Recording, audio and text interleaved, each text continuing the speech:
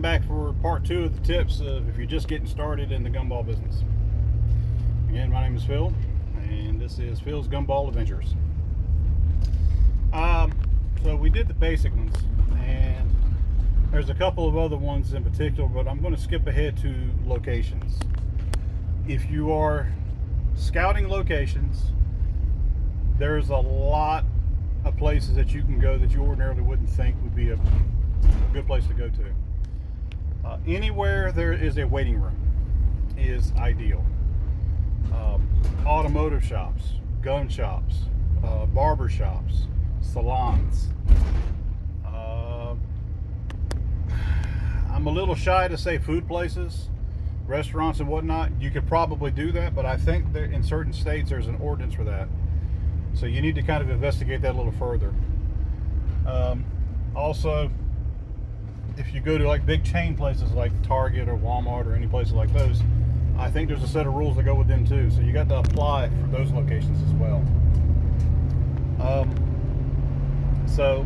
But any place that has a waiting room and there is a cash register is a potential place for your machine. Just look around. I've noticed that when I've started this business, that before I never noticed a lot of businesses in my town, but now everywhere I look at a potential place to park a gumball machine. And it's weird because that transition happened the moment I got my first machine. There's a lot of potential locations, but like I said, if you start with a gumball machine, make sure it's gumballs, not candy. If it's a one head, if you got just parking a gumball machine, just a single head at any location is a great thing to do. Dealerships and their waiting rooms.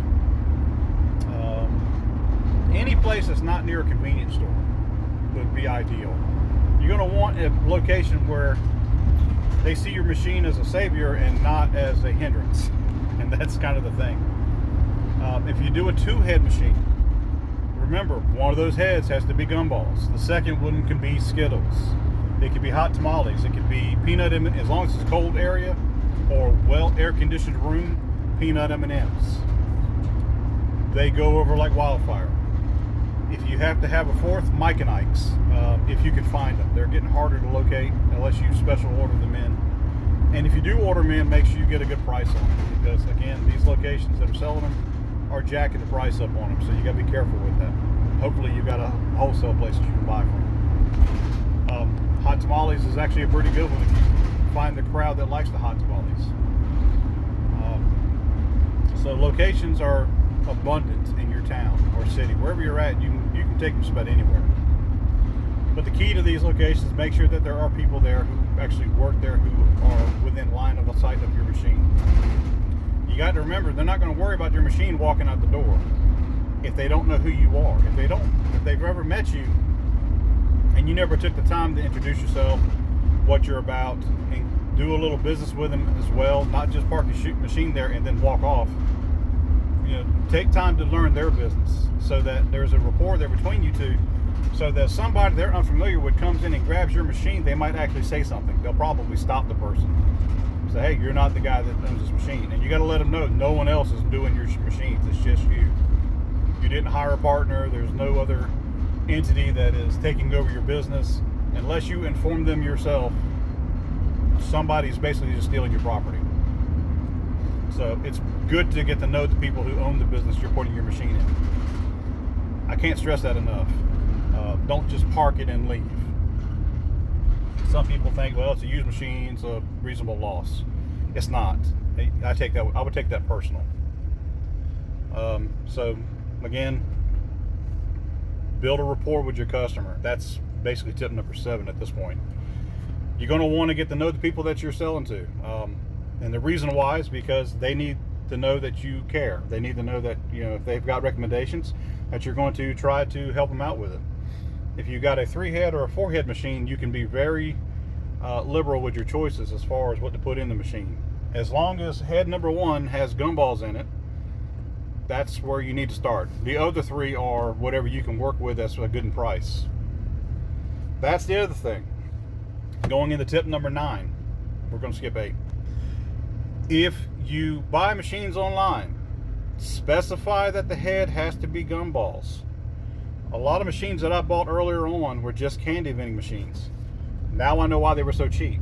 Because the heads that do gumballs cost more, substantial more, especially if you buy replacement heads. Don't listen to people that say, you know, a lock is only $5 and a head is only $10, something like that from eBay. That's nonsense. You got to make sure that you've got the right head delivery wheel or gumball wheel going into your machine first and foremost. You got to make sure you're buying the right brand for it, and you got to make sure that the person you buy it from hasn't jacked the price up because those parts have become scarce. Anytime you convert your candy machine over to something else, you've got to find those heads. And it's almost better to start with a brand new machine because that way you can specify right from the get-go what head you want. If you get a three-way machine, you want those to be candy, gumball, candy. As long as there's gumball in there, it doesn't matter what the other two are. But that's what you want to do at all times. Just a second here. So, candy, gumball, candy in your machine in the three head. Four head, same thing. Candy, candy, candy, gumball. As long as one of them's gumball, I can't stress this enough. I really can't stress this one enough because I've seen so many machines out there that people are selling that don't have gumball wheels in them. And I think I know why. A lot of people will take and buy a machine just for the gumball wheel, switch it to a candy wheel, and then turn around and sell the machine back as a double candy vendor. Make their money back on it. There's nothing wrong with that, but it bothers me because if you're trying to get into this business and all you want is one that does gumballs, you got to go a little extra further to find them, especially inexpensive ones. So I think it's just something to take note of. Also, if you find a location where they'll let you into basically holding on to their machines, be respectful.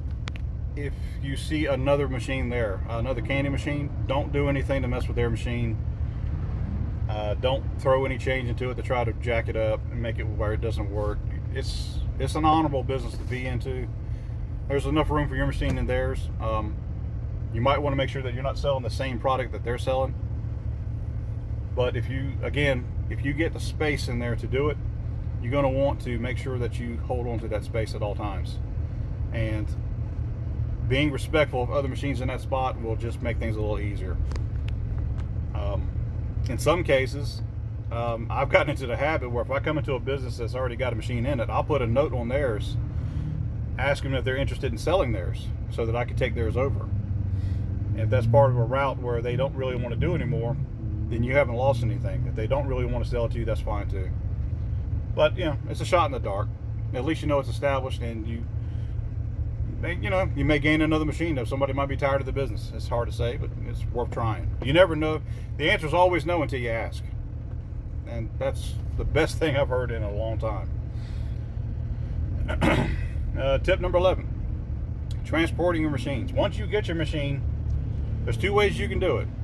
And you got to be very careful with it because most vehicles don't really hold a machine very well, and you don't really want to travel with them flat. You can, but don't fill them up and then ride around with them like that, just laying down in your vehicle. What I like to do is I like to get on site with my machine, take it out and cover it up, wrap it or whatever. If you got a machine, don't just drag it out without any wrapping on it. Make sure you cover it in something, a plastic wrap or anything that keeps it looking fresh and new, and it's not going to get all dirtied up in the car or truck or whatever you're transporting in. It just looks better. Get on site, pull it out of the bag, bring it into the building, pull your plastic off of it, and then load it up with the treats. You do it right there, and make sure that you have gloves, a spray bottle with some kind of cleaner on it, something that's natural and non-toxic, a good work table. If you can get one of those TV dinner tray tables for like $10 at Walmart, that'll make your life so much easier. If you can get like one of these square food line bags that holds like cold items that you can zip up, it's like a rectangle bag, that's a game changer right there because you can keep your product in it. Your gumballs, your peanut M&Ms, your Skittles, your nuts, tamales, anything you got, you can keep them in this bag so that it's sealed and away from the environment, and it looks better when you're traveling with this bag to go to places to do what you're trying to do. So much better if you can do this. The whole trick to this is you want to be as professional as possible, and to be professional, you got to look professional. It all goes hand in hand. So do your candy on site. That way you can test the machine right there to make sure, pop a quarter in it.